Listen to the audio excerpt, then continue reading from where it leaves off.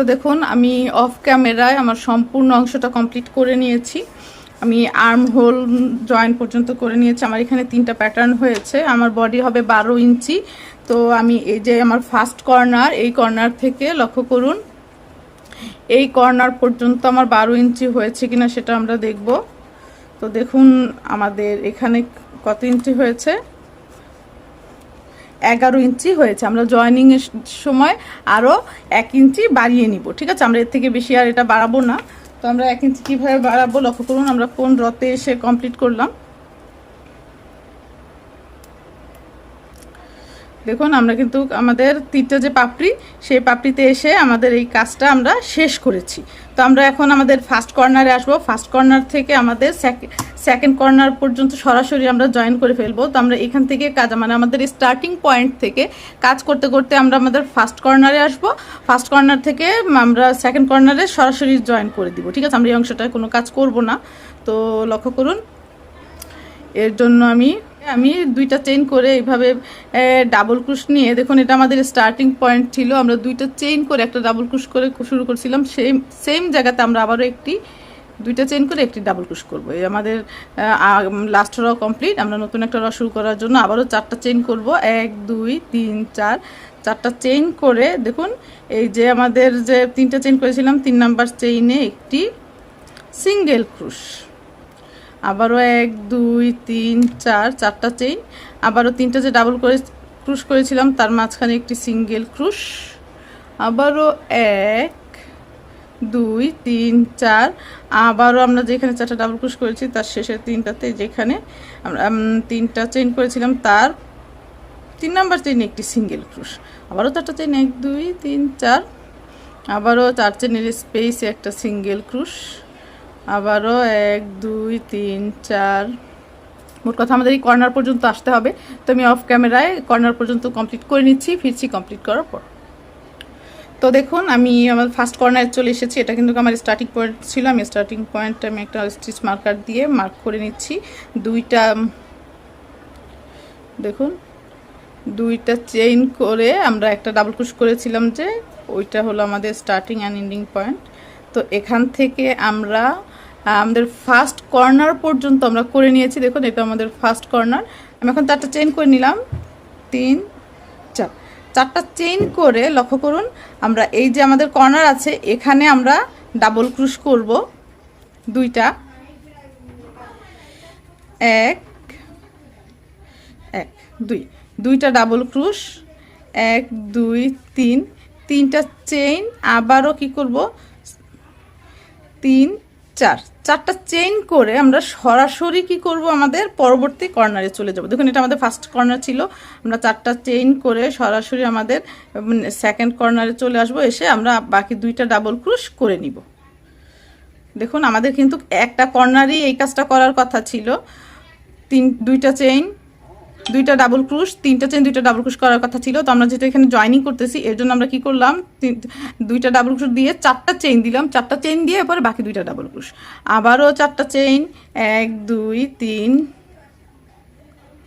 4 3 4, 4টা চেইন, আবারও পরবর্তী 3 চেইনের স্পেস একটি সিঙ্গেল ক্রুশ, আবারও 1 2 3 4, 4টা চেইন, আবারও আমরা যে এখানে পাপড়িগুলো করেছি পাপড়িগুলোতে যেভাবে করে আমরা সিঙ্গেল ক্রুশ দেই সেইমভাবে আমরা 4টা করে চেইন করব আর একটা করে সিঙ্গেল ক্রুশ দেবো। 1 2 3 4, 4টা চেইন, 3টা ডাবল ক্রুশের মাঝখানে একটি সিঙ্গেল ক্রুশ। তো আমি কি করব, দেখুন আমাদের এই একটা আর্ম হোল জয়েন হয়ে গিয়েছে। আমি সেইমভাবে 4টা চেইন সিঙ্গেল ক্রুশ করে করে আমি পরবর্তী কর্নার পর্যন্ত করে নিব। আমি এতটুকু কাজ করব করে পরবর্তী মানে থার্ড কর্নার, 3 নাম্বার যে কর্নারটা সেটার সাথে 4 নাম্বার কর্নার আমরা সরাসরি যোগ করে দিব। তো আমি অফ ক্যামেরায় বাকি জায়গাটা কমপ্লিট করে নিচ্ছি, ফিরছি কমপ্লিট করার পর। এই রয়েরও লাস্ট পর্যায়ে চলে এসেছি। আমি লাস্ট 4টা চেইন করে আমাদের 3 চেইনের স্পেস একটি সিঙ্গেল ক্রুশ, আবার 1 2 3 4, 4টা চেইন করে আমরা আমাদের কর্নারে 2টা ডাবল ক্রুশ করব। 1 2, 2টা ডাবল ক্রুশ করে নিলাম। 2টা ডাবল ক্রুশ করে আমরা আবার 4টা চেইন, 1 2 3 4, 4টা চেইন করে আমরা দেখুন এই আমাদের এই যে সম্পূর্ণ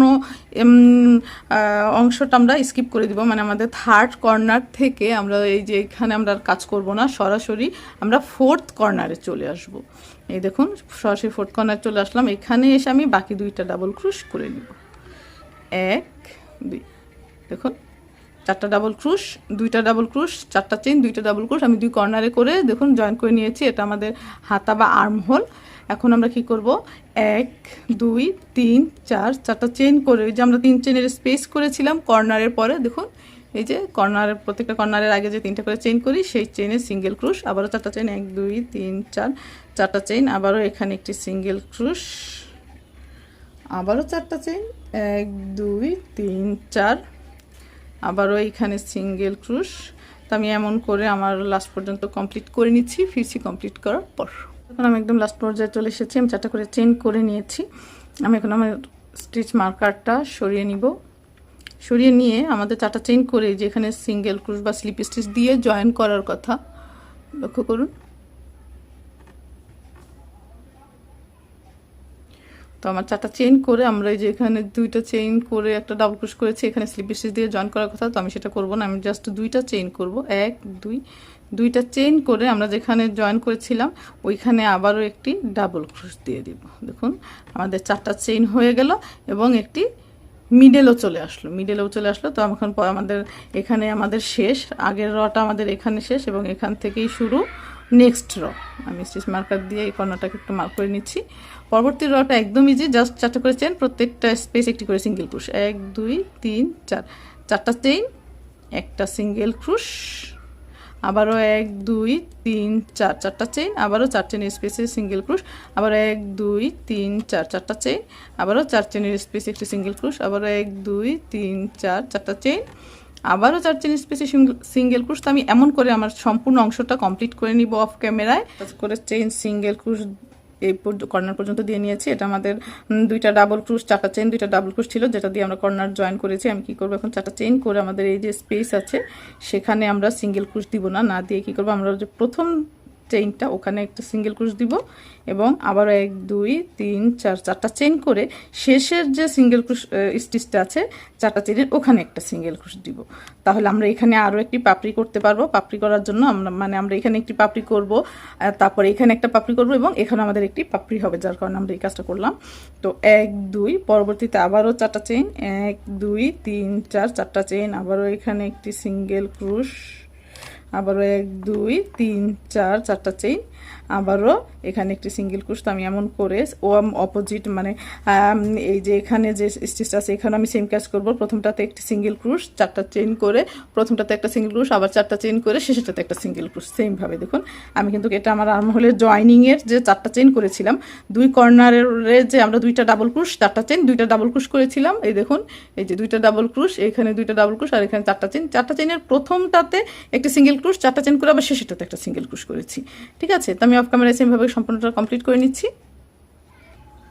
তো দেখুন আমি একদম লাস্ট পর্যায়ে চলে এসেছি। আমি 2টা চেইন করে নিয়েছি। 2টা চেইন করে আমরা যেখানে 2টা চেইন করে স্লিপ স্টিচ দিয়ে 2টা চেইন করে একটা ডাবল ক্রোশ দিয়েছিলাম সেই একই জায়গায় দেখুন 2টা চেইন করে একই জায়গায় একটি ডাবল ক্রোশ দিয়ে দিচ্ছি। তার ফলে কি হলো, আমাদের অলরেডি মিডলে চলে আসলো। তো এখন আমাদের রিপিটেড প্যাটার্নের র শেষ। আমরা নেক্সট রয়ের জন্য আবার এই যে 2টা করে পাপড়ির যে রটা সেটা এখানে হবে, এখানে আমাদের নতুন পাপড়ি হবে। তো আমি এখানে 4টা ডাবল ক্রোশ করব, 4টা চেইন করব, 4টা ডাবল ক্রোশ করবো, এটা আমাদের নতুন র। আমরা যে 2টা চেইন করে একটি ডাবল ক্রোশ করেছি ওই ডাবল ক্রোশের জয়েনিংয়ে দেখুন এই যে এখানে ডাবল ক্রোশ করেছি, এখানে আমরা স্লিপ স্টিচ দেবো। এটা কিন্তু আমাদের এন্ডিং এবং স্টার্টেড পয়েন্ট। তো আমি একটা ডাবল ক্রোশ করলাম, 1 2 3 4, 4টা ডাবল ক্রোশ, 1 2 3 4, 4টা চেইন, আবার একই জায়গায় 4টা ডাবল ক্রোশ, 1 2 3 4, 4টা ডাবল ক্রোশ, আবারও পরবর্তী 4 চেইনের স্পেসে একটি সিঙ্গেল ক্রোশ, আবারও 1 2 3 4, 4টা চেইন, আবারও পরবর্তী স্পেসে একটি সিঙ্গেল ক্রোশ, আবারও 1 2 3 4, আবারও পরবর্তী স্পেসে একটি সিঙ্গেল ক্রোশ। আমরা কিন্তু যখন 2 পাপড়ি করি তখন 4টা করে চেইন, একটি সিঙ্গেল ক্রোশ 2বার করি। দেখুন 2বার করলাম, এখানে আমরা 2টা পাপড়ি করলাম এবং এখানে 2বার 4টা করে চেইন করে একটি করে সিঙ্গেল ক্রোশ করলাম। করে পরবর্তী যে 4 চেইনের স্পেস আছে ওখানে আমরা আবারও সেম কাজটা করব। তো এই অংশটা এইরকম করে আমি আমার এই কর্নার বা আর্মহোল জয়েনিং পর্যন্ত করে নিচ্ছি, তারপর দেখাচ্ছি জয়েনিংটা কীরকম হচ্ছে। তো ফিরছি কমপ্লিট করার পর। তো দেখুন আমি লাস্ট আমাদের কর্নারে চলে এসেছি, আই মিন আমাদের আর্ম হোলের যে জয়েনিংটা সেখানে দেখুন আমরা এখানে কি করেছিলাম, আমাদের আগের যে 4টা ডাবল ক্রোশ 4টা চেইন 4টা ডাবল ক্রোশ করে একটি সিঙ্গেল ক্রোশ করেছি, তারপর আবার 4টা চেইন করব, 1 2 3 4 4টা চেইন। এই যে আমরা এখানে 4 চেইনে একটা স্পেস করেছিলাম যাতে আমরা এখানে একটি সিঙ্গেল ক্রোশ দিতে পারি 4টা চেইন করে, এর জন্য দেখুন আবারও 1 2 3 4 4টা চেইন, আবারও পরবর্তী যে 4 চেইনের স্পেস আছে ওখানে একটি সিঙ্গেল ক্রোশ। তো আমরা কিন্তু আমাদের দুইটা পাপড়ির পরে দুইবার 4টা চেইন সিঙ্গেল ক্রোশ 4টা চেইন সিঙ্গেল ক্রোশ করে নিয়েছি। এখন আবার আমাদের এখানে আবারও 4টা ডাবল ক্রোশ 4টা চেইন 4টা ডাবল ক্রোশ হবে।